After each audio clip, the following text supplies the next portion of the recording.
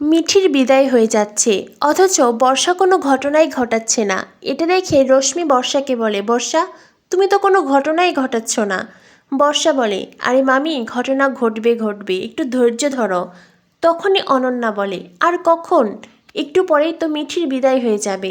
বর্ষা বলে, হ্যাঁ বিদায় হলে হবে, বিদায় হবে, মিঠি শ্বশুরবাড়িতে যাবে, তারপরে তো ঘটবে আসল ঘটনা।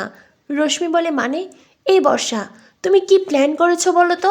তখনই বর্ষা বলে, গয়নার বক্সের ভেতরেই প্রেগনেন্সির রিপোর্ট দিয়ে দিয়েছি, আর সেইটা মিঠির ননদের হাতে দেব। এরপরে যখন মিঠি শ্বশুরবাড়ি যাবে, মিঠির শাশুড়িমা যখন সেই গয়নার বক্স খুলবে, তারপরেই ঘটবে ধামাকা। অনন্যা বলে, এতে কাজ হবে বলছো? তখনই রশ্মি বলে, কাজ হবে না মনে হচ্ছে, যদি তার আগেই কোনোভাবে কাগজ ওখান থেকে উধাও হয়ে যায় তো? বর্ষা বলে, মামি একবার যখন পরিকল্পনা করেছি তখন কাজ হবেই। হ্যাঁ হয়তোবা গয়নার বক্স থেকে কাগজ উধাও হবে, কিন্তু আমার কাছে আরও অনেক কপি আছে। যে কোনো উপায়ে মিঠির শ্বশুরবাড়ির কাছে সেই কাগজ আমি পৌঁছে দেবই। তখনই রশ্মি বলে, কিন্তু ঘটনা এখানে ঘটলে ভালো হতো, নিজের চোখে বেশ আরাম করে দেখতে পারতাম, ওখানে ঘটলে তো দেখতেই পাবো না।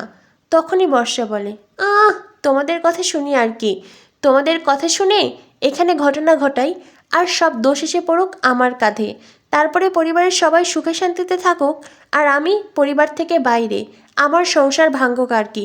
না বাবা, আমি অত রিস্ক নিতে পারবো না, তাই যা হবে ওখানেই হবে। ওখানে কে কাগজ পাঠিয়েছে সেই নিয়ে তো আর কেউ আমাকে ফোর্স করতে পারবে না, আর যদি আমার ওপরে চাপ আসে তো আমি সেইটা ওই ভোর বলে মেয়েটা ওর কাঁধে চাপিয়ে দেব। কি বলো তো, ওই তো গয়নার বক্সগুলো নেড়েচেড়ে দেখছিল, ওর কাঁধে দোষ দিয়ে দেব। তখনই রশ্মি বলে, আমাদের বর্ষার মাথায় অনেক বুদ্ধি আছে। বর্ষা বলে, মামি এবার একটু ওদিকে যেতে হবে বুঝলে, মিঠিটা চলে যাচ্ছে, একটু কান্নাকাটি করতে হবে, তোমরা কি যাবে কান্না করতে? অনন্যা মাথা নাড়িয়ে না বলে। বর্ষা বলে, ঠিক আছে তবে আমি গেলাম। এই বলে বর্ষা মিঠির সামনে গিয়ে বসে ন্যাকা কান্না কাঁদতে থাকে। অন্যদিকে লক্ষ্মী বলে, আমি আগে মিঠিকে আশীর্বাদ করব, তা না উনি এসেছেন আশীর্বাদ করতে। মিঠি বলে, ঠাম্মি আজকের দিনেও তোমরা ঝগড়া করবে? তখনই কমলিনীর মা বলে, আমি কোথায় ঝগড়া করছি রে, আমি তো কুর্চির কথা শুনেই উঠলাম, তো উনি আগে আমাকে কথা শোনাচ্ছেন।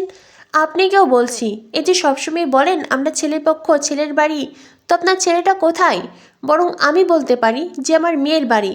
কমলিনীর মায়ের কথা শুনে লক্ষ্মী তখন কিছু বলতেই যাবে, কুর্চি বলে, মা তুমি চুপ করো না, দেখো তোমার যেমন নিজের নাতনি, ওনারও তো নিজের নাতনি, তো এত কথা শোনাচ্ছ কেন? এরপরে লক্ষ্মী মিঠিকে আশীর্বাদ করে। লক্ষ্মীর চোখে জল ছলছল করে। একে একে পরপর সবাই মিঠিকে আশীর্বাদ করতে থাকে। কমলিনীর কাকামণিকে আশীর্বাদ করতে বললে কাকামণি প্রথমে আশীর্বাদ করতে চায় না। মিঠি বলে, এসো না ছোটো দাদু, আজকের দিনে আমি আশীর্বাদ করো। কমলিনীর কাকামণি বলে, আমি আর তোকে কি আশীর্বাদ করব মা, আমি জানি কৃষাণুর মতন এমন ভালো একটা ছেলে পেয়েছিস, খুব ভালো থাকবি তুই। আর কৃষাণু তুমি আমাদের মেয়েটাকে দেখে শুনে রেখো। কৃষাণু ছোটো দাদুকে প্রণাম করে। কৃষাণু ছোটো দাদুকে বলে, আপনারা কাল অবশ্যই আসবেন। ছোটো দাদু বলে, আসবো মানে আমি তো আসবই, আর সবাইকে টাইম বেঁধে দেব, ওই টাইমের মধ্যে কেউ রেডি হতে পারলে হবে, নইলে সবাইকে রেখে আমি একাই চলে যাব। তখনই কুর্চি বলে, কাকাবাবু আমাদের মিঠির বিয়ে, আমরা একটু সাজগোজ করব না? কাকাবাবু বলে, বললাম তো নির্দিষ্ট সময়ের মধ্যেই সাজগোজ করতে হবে। কুর্চি কাকাবাবুর কথা শুনে সকলে তখন হাসতে থাকে, আর এরপরেই মামিকে আশীর্বাদ করতে বলা হয়। মামি এসে মিঠিকে আশীর্বাদ করে, সেই সাথে ন্যাকা কান্না কাঁদতে থাকে। সারা জীবন মিঠিকে অনেক মুখঝাল করেছে, অনেক কথা শুনিয়েছে, সেই সব কিছুর জন্য মিঠির কাছে ক্ষমা চাই। যদিও এই ন্যাকা কান্না সবটাই ছলনা। এরপরেই কুর্চিকে আশীর্বাদ করতে বলা হয়। কুর্চি খুব ইমোশনাল হয়ে যায়, কান্নাকাটি করে, আর তারপরেই মিঠিকে বলে নিজেকে সামলে নিতে। এরপরে স্বতন্ত্রকে আশীর্বাদ করতে ডাকা হয়। স্বতন্ত্র মিঠি কৃষ্ণকে আশীর্বাদ করে। মিঠির স্বতন্ত্রকে বলে, নতুন কাকু কখনো বদলে যেও না, তুমি এমনই থেকো। স্বতন্ত্র বলে, তোর হঠাৎ এমন কেন মনে হলো রে মা? মিঠি তখন স্বতন্ত্রকে বলে, সারা জীবন যেভাবে আমাকে ভালোবেসেছ সেভাবেই ভালোবেসো। স্বতন্ত্র বলে, অবশ্যই, তোকে ভালো না বেসে কি আমি থাকতে পারবো নাকি? তোকে না ভালো না বেসে আমি কখনো থাকতে পারবো না। এরপরেই স্বতন্ত্র কৃষাণুকে বলে, আমি তোমায় এইটা বলবো না যে তুমি আমার মেয়েটাকে সুখে রেখো, ভালো রেখো, তাকে দেখে রেখো, কারণ আমি জানি কৃষাণু তুমি আমার মেয়েটাকে দেখে রাখবে, আগলে রাখবে, ভালো রাখবে। তোমার প্রতি সেই বিশ্বাস, সেই ভরসা আমার আছে, কারণ তুমি আমার প্রিয় ছাত্র, আমি তোমাকে জানি। এরপরেই কৃষাণু বলে, আপনি আশীর্বাদ করুন স্যার। স্বতন্ত্রর আশীর্বাদ করা হলেই লক্ষ্মী কমলিনীকে বলে, বৌমা তুমি অত দূরে দাঁড়িয়ে আছো কেন, এবার তুমি আশীর্বাদ করো। এরপরে তো চাল দিয়ে মেয়ে মায়ের ঋণ শোধ করবে। তখনই স্বতন্ত্র বলে, না, এই বাড়িতে এইসব নিয়ম হবে না। এই বাড়িতে মিঠি চাল দিয়ে কমলিনীর ঋণ শোধ করবে না। মায়ের ঋণ কখনো এইভাবে শোধ করা যায় না, তাই এই নিয়ম এই বাড়িতে চলবে না। লক্ষ্মী তখন অবাক হয়ে যায়। অন্যদিকে মিঠি কান্নায় ভেঙে পড়ে, আর এদিকে কমলিনী সেও কাঁদছে। অনন্যা এসে মিঠিকে আশীর্বাদ করে। অনন্যা বলে, আশীর্বাদ করছি, ভালো থেকো, সুখে থেকো। মিঠি বলে, তুমি আমার শ্বশুরবাড়িতে যেও অনন্যা আন্টি। তখনই অনন্যা বলে, যাব না আবার? অবশ্যই যাব। তুই কোথায় থাকছিস, কোথায় সংসার করবি, সবটাই তো দেখতে হবে। তোর শ্বশুরবাড়ির লোকজন কেমন? এখন আমি তো আর তোর শুধু বাইরের কাকিমা নই রে, এখন তো আমি তোর জেঠিমা।